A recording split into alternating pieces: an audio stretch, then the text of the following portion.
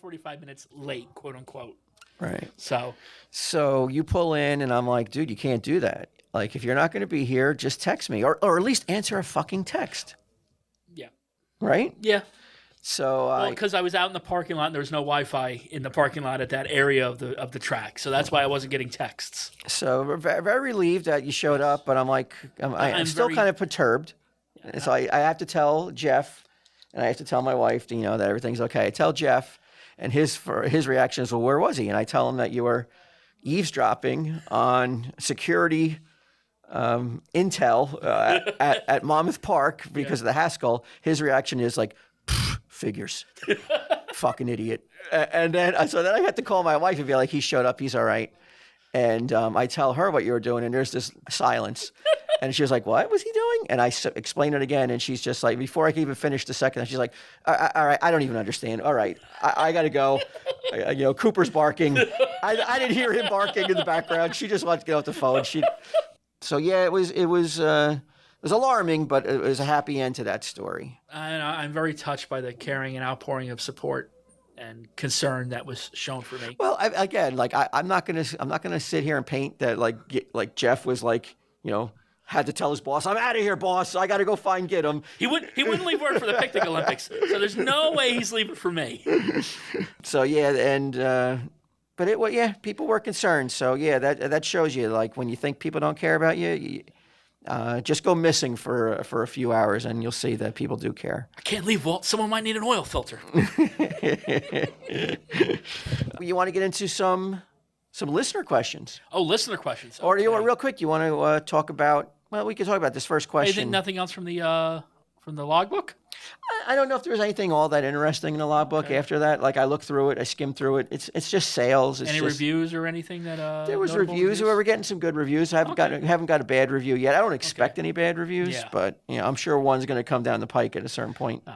So the first one leads into. I was going to ask you about the feedback for episode 2, but it said in episode 2 you said feedback was quote unquote mild. What do you think now? Is this show staying on? I hope it will. I didn't take names because some people just, when you have a Twitter handle, it's like 1,000 letters and numbers, and I'm like, fuck that. I'm not going to read all that. So I don't know if you looked at some of the feedback for episode 2. Looked, I printed it out and pasted it on the walls in the basement. Yeah, there wasn't many naysayers. Most people seem to really, really dig it. I think the only naysaying was possibly about Get 'em Rob Bruce. Well, there was some of that. I have a few of the naysayers that I'm not sure if you're privy to. Oh, okay. Because these people were complaining on Patreon. Oh, okay, yeah. I can't see the Patreon comments because I'm not on Patreon. I won't give his name either, though, but here's a post by somebody who listened to the Old Timey Radio Show, episode 2. More filler boosted by Walt whining about people not liking the insipid Kiss shows. This was almost saved by Get 'em Rob Bruce. But the idea that they tacked on something years old just makes that much more complete filler material. This kind of stuff should be bonus material, not what we get for a week. So there's a difference between bonus material and filler material.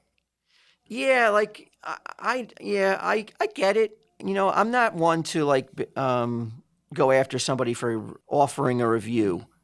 I would say it was included because it was organically came up. Rob Bruce organically came up. Yeah, because I thought it, and a lot of people agreed with me. I thought it would be a neat little nugget to finally release that to people who had knowledge of it. There's probably a lot of people who listen to it are like, what is this? Why did he post this? But for those old school ants who have been around and have heard murmurs about this lost pod, I thought it would be pretty cool to throw it on, tack it on, not throw it out as that was the release of the week. Yeah. So I thought it would be pretty cool. And we also had this particular post. I love 95% of the stuff on here, but I got to be honest, this show has to be far the worst show in the Tell 'em Steve Dave Patreon history. Worst. Okay. Just my opinion. But those two were really the only ones that caught my eye. Okay. So I feel like it was 90% positive. I guess I'm going to reiterate what I said last time, is you can please 100% of the people 100% of the time, but... Yeah, but like I said, my goal will always be 100%. Always. I know it's unrealistic. I know it's impossible. But isn't that what NASA does?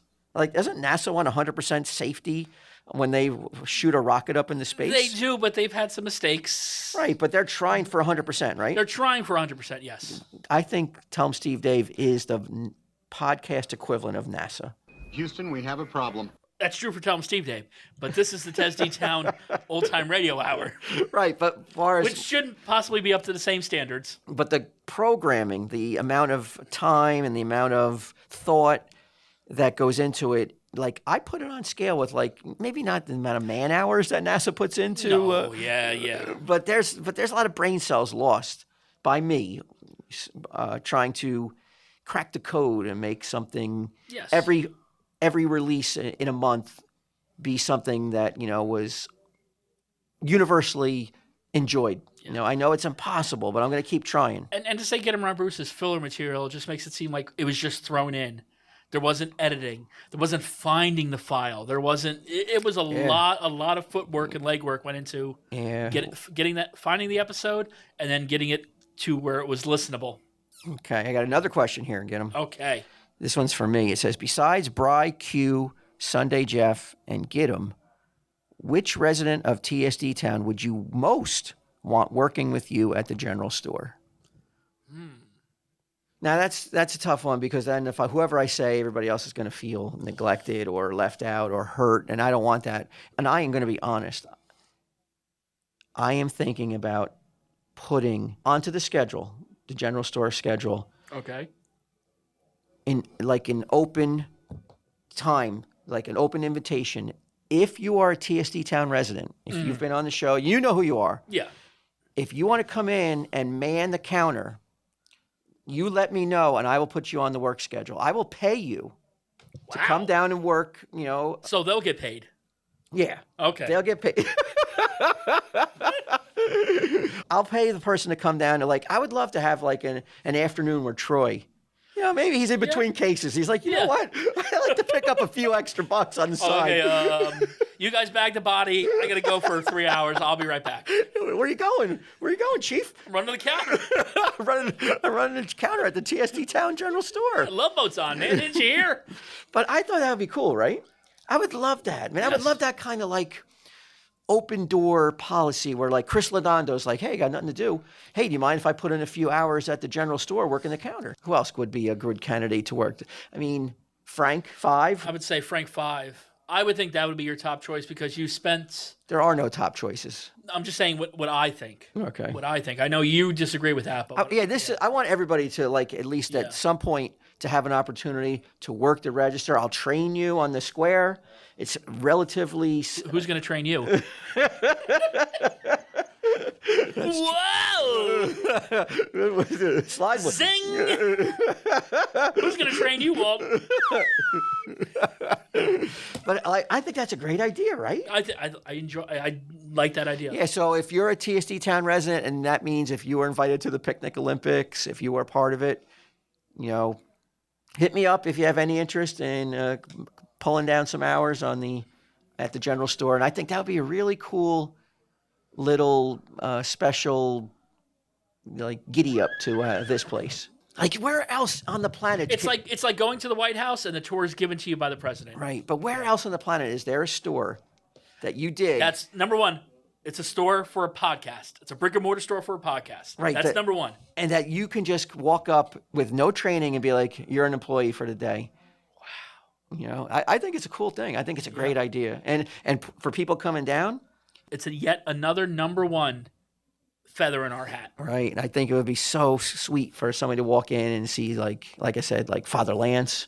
Oh, wow. Working behind the, maybe you can give you buy a shirt, you give it a confession all at the same time. He blesses you. Wow. He blesses your order. Yeah. I think it'll work. But I thought that was a cool idea. And I don't want to paint a picture every time, 99% of the time, you're going to either see Get 'em or me. Yeah. If you come down to the general store, but you never know, who may be manning the counter in the future now with this new policy put into place at the TSD Town General Store. Next question. In a world where podcasts and the stash never existed, what job do you think you two would have ended up doing? And if you have met at that job, do you think you would have become friends? For example, maybe working in an office environment. This is easy too. There is no doubt someone as eccentric and as blowhardish as you are, I would be attracted to, just to be like, this dude is fucking amazing. He is so fucking weird. So what job are you working if you're not working? Like if we were selling shoes. Okay. We would have become even faster friends if we were working on a 9-to-5 job every day together, rather than seeing each other sporadically over the course of years with the podcast. Yeah. And some of them being bad encounters, some of them being good encounters. Right. I mean, first off, then we don't have the domain name thing being that messy part of the initial part of the relationship. But maybe I reserve the good employee locker, and that's where the problem comes in. But I think though that I believe that we would have become friends because I would have seen how weird this was, and that would have attracted me to spend more time with the weird guy. Okay. Than with the guy who was So you have no doubt that I would bring all business. I would bring some cool flea market finds into the shoe store. I have no idea what you would bring, but it would be it would be unusual. You have no doubt that I would. Yeah. It would be unusual. It would break up the monotony of the day, and I feel like I would have easily kind of meshed with you, no matter what. Nuclear physicists. No matter what environment you put us in, we would have come together, I think, and become friends. Now my question to you. Yeah. We're working at a shoe store. I'm going to the flea market. Mm-hmm. Am I buying shoe-related things? Am I buying a Braddock device? Yeah, you're fine. What, is that the metal thing that you put your feet in, Yeah. You would be finding ones that were antique ones. Vintage, okay. From stores and still signed by Braddock himself. Yeah. That's who you are. Okay. So I think that question is a good question. That's why I picked it, but I felt that it was pretty easily answered.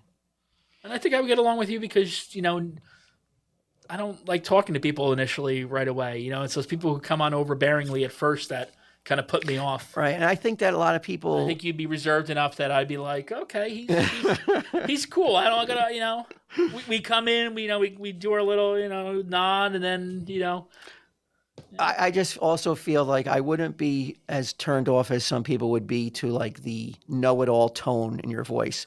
I would love it. I still love it. A lot of people can't stand it.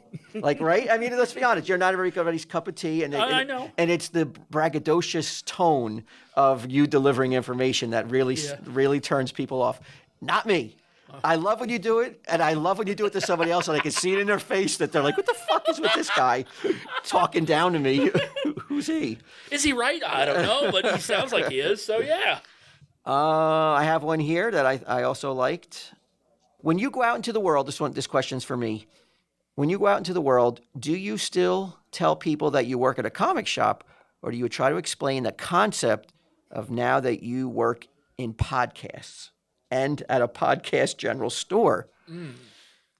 This came up recently, and that's why that question really resonated with me. Now, it came up kind of recently with me as well, so I want to hear your answer first.